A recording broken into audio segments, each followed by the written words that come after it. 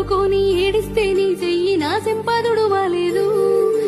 ఒక్కనాడు కూడా ఏమన్నా నిదుర నా కన్ను తీయలేదు. నిన్ను తలుసుకొని ఏడిస్తే నీ చెయ్యి నా సంపాదుడు వాలేదు. తప్పు ఎవరిదిరా కన్నా వద్దంటూ వదిలేసి పోతున్నావు.